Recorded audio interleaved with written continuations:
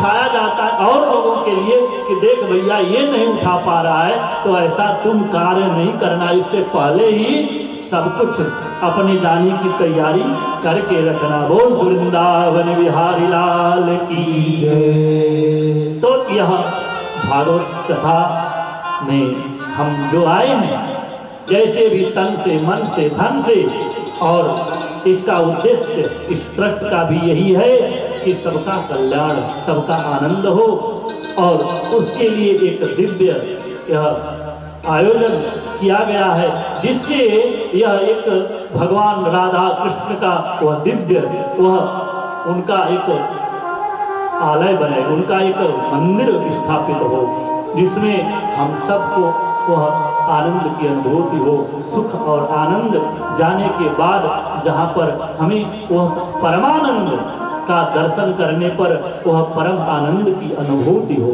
इसलिए कहते हैं कि आज गए आत्मदेव जी, और आत्मदेव जी अपने प्राण को त्यागना चाहते थे, लेकिन वह जो संत थे, संत को सारी बात बताई, तो उन्होंने कहा कि अगर आप मेरा प्राण रखना चाहते हैं तो हमें एक पुत्र की प्राप्ति हो, आप वरदान दीजिए।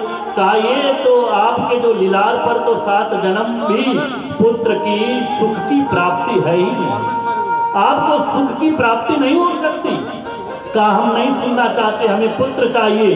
तो उन्होंने अपनी झोली से फल निकाला और अभिमंत्रित करके शायद उस समय उन्होंने दिया, कहा अपनी पत्नी को खिला देना। ले गए और पत्नी को दिया, पत्नी तो फल को ले ली, लेकिन उसी समय पड़ोसन आ गई। पड़ोसन आ गई और वो तो कहने लगी कि बहन क्या बात है? कहा रे देखो मेरे पति देव आए हैं लेकर, ये फल लेकर आए हैं और कहे हैं कि इसको खा लोगी तो तुम्हें पुत्र होगा। भला ये भी कभी हुआ है? कहा कि ये तो खाने से क्या होगा? कहा कि हो सकता है बहन। कहा कि तब क्यों तुम मत खाओ, छोड़ दो, इसे गैया को खिला दो। और वो गैया को खिला देती है। तभी उसकी बहन आ जाती है साथ में।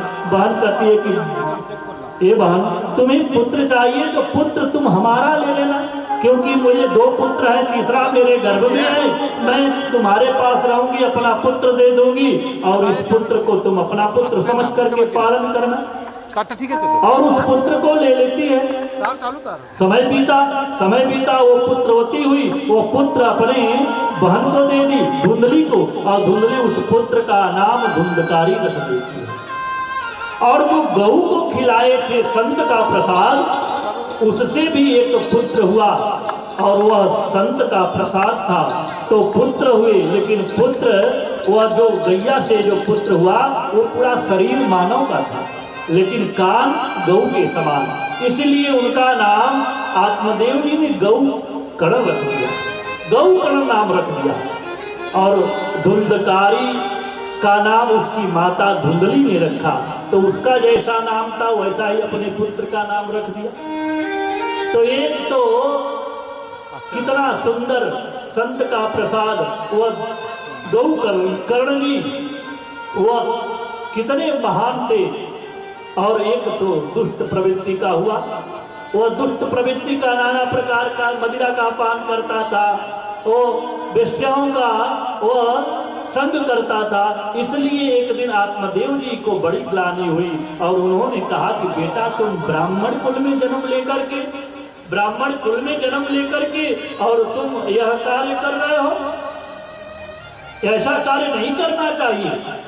तुम्हें ये मदिरा का पान करते हो।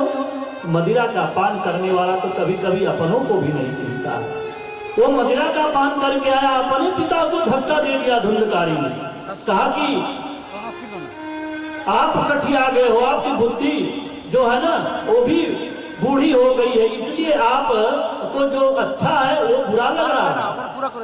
क्योंकि कभी कभी मदिरा का पान करने वाला व्यक्ति वह नाला में गिरा रहता है। यहाँ तक कि कभी कभी अगर एक कहते हैं, एक हमारे कथावाचक थे, वो एक कथा सुनाते थे कि एक वो व्यक्ति था, वो मदिरा का पान करता था और उसके मदिरा का पान करके अपने घर को जाने लगा और द्वार पर बांधी हुई थी भैंस, और भैंस बांधी हुई थी द्वार पर, और भैंस से टकराया और गिर गया, और गिरा तो भैंस का पूंछ पकड़ लिया, और भैंस का पूंछ पकड़ा तो उसे समझ में आया कि ये पूंछ नहीं, ये हमारे पत्नी की चोटी है। तो उसने कहा, अरे पप्पू की माँ, तुम रोज 2 चोटी करती थी, आज एक ही चोटी करके क्यों बैठी हो? उसे भैंस में और पत्नी में समझ ही नहीं आया। ये मदिरा का प्रभाव है। मदिरा का पान करने वाला, मदिरा में धुंध था, उसे पता नहीं कि पत्नी है कि ये भैंस है। कहा कि एक चोटी आज की हो, तो 2 चोटी करके रखती है। तो मदिरा का पान करने वाला किसी को नहीं समझ पाता। उस समय उसका वह बुद्धि विवेक समाप्त हो जाता है, क्योंकि मदिरा का पान करने से उसकी सारी वह ज्ञान तत्व समाप्त हो जाता है। आज वही धुंधकारी पिताजी को वह धक्का देकर बाहर कर दिया। आत्मदेव जी चले गए और धुंधकारी की बात सुन करके उनके भाई गौकर्ण जी भी घर छोड़ दिया। अब तो वो अकेला हो गया, वो धुंधकारी अकेला हो गया और अपने घर में वह माता को प्रताड़ित करने लगा। माँ को अपशब्द बोलने लगा। माँ को कहा कि धन दो, मदिरा पीने के लिए धन दो, और माँ कहती है कि नहीं, हमने तो धन को नहीं जाना, धन कहाँ है मुझे नहीं पता। माँ को प्रताड़ित कर रहा था। ये हम कैसे ऊंचे बोल वृंदावन बिहारी लाल की जय। तो वह माँ को प्रताड़ित करने लगा। सज्जनों ध्यान दीजिएगा, कलयुग में आज पुत्र माँ को प्रताड़ित करता है, ये उचित नहीं है। क्योंकि माँ, हम उस संस्कार के जीने वाले हैं, उस सनातन संस्कृति के रक्षक हैं जिसमें हमारे प्रभु श्री राम मर्यादा पुरुषोत्तम श्री राम कहे जाते हैं, जो प्रातः काल उठ के रघुनाथा, मात पिता गुरु नावही माता। आज हम उसका अनुसरण नहीं, उस सनातन संस्कृति का हम लोप कर रहे हैं। कौन कर रहा है? हम ही लोप कर रहे हैं। हमें अपने पुत्रों को वो सद्बुद्धि ज्ञान देना चाहिए, क्योंकि हम बचपन में माँ के आंचल को गीला करते थे। एक कवि ने बड़ा सुंदर कहा है कि बचपन में माँ के आंखों को, आंचल को गीला करते थे। जब बच्चा छोटा होता है तो माँ सुलाती है, तो जब शिशु कर देता है वो बिस्तरे पर, तो माँ अपने आंचल में अपने बच्चे को ले लेती है और आंचल में ले करके माँ अपने गीले पर सो जाती है। तो कवि कहता है कि बचपन में माँ के आंचल को गीला करता था और युवा हुआ तो आज माँ के आंखों को गीला करता है, माँ को रुला रहा है। ऐसा बेटा भी कहता है कि मैं बेटा हूँ। कहते हैं कि दासता से बढ़कर कोई जंजीर नहीं होती, जिगर से बढ़कर कोई पीर नहीं होती। भगवान हो, रहमान हो, सुल्तान हो कोई, मगर माँ की मूरत से बढ़कर कोई तस्वीर नहीं होती। माँ की मूरत से बढ़कर कोई तस्वीर नहीं। माँ तो जिस पौधे को सींच देती है वो सुंदर बन जाता है। माँ छोटे से शिशु को पाल पोस कर बड़ा कर देती है। तो कहते हैं कभी कि माँ जिस पौधे को सींच देती है वो सुंदर बन जाता है। माँ के चरणों को छूकर जल भी गंगा जल बन जाता है। और माँ के आंचल ने भगवान को भी युगों युगों तक पाला है। माँ के चरणों में जन्नत है, गिरजाघर और शिवाला है। माँ के चरणों में वह जन्नत है। भगवान माँ के चरणों में माँ के आंखों को गीला करते हैं। तो फिर माँ अगर आज सुखी नहीं है तो कभी बेटा सुखी नहीं रह सकता। हर घर में पुत्र का कर्तव्य बनता है। आप मंदिर जाओ या न जाओ, लेकिन घर में बैठे जो भगवान है माता पिता के रूप में, उनकी सेवा करो, उनको वंदन करो, उनको आप सुखी करो। घर में माता पिता प्यासे हैं और जाकर के बाबा भोलेनाथ को जल चढ़ाते हैं, भगवान भी उस समय आपके जल को स्वीकार नहीं करते हैं।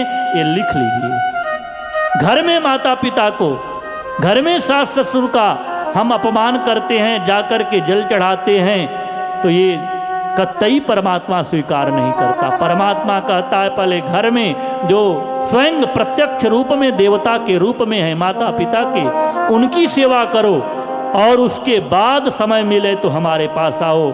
मैं तुम्हें उससे कहीं ज़्यादा आप पर कृपा मैं कर दूंगा, मैं आप पर कृपा कर दूंगा।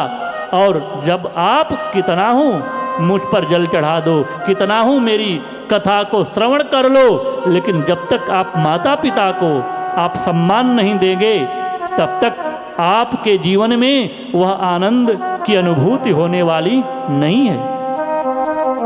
आज वह माता को प्रताड़ित करने लगा। माँ गई आज धुंधकारी के प्रताड़ना से जाकर के कुएं में गिर गई और वह धुंधकारी अकेला हो गया। अब तो कोई नहीं, वो वेश्याओं को ला करके रख दिया और बहुत धन चुराने लगा, क्योंकि वेश्याओं को तो धन चाहिए। वो जब तक धन लाता था उसके साथ थी।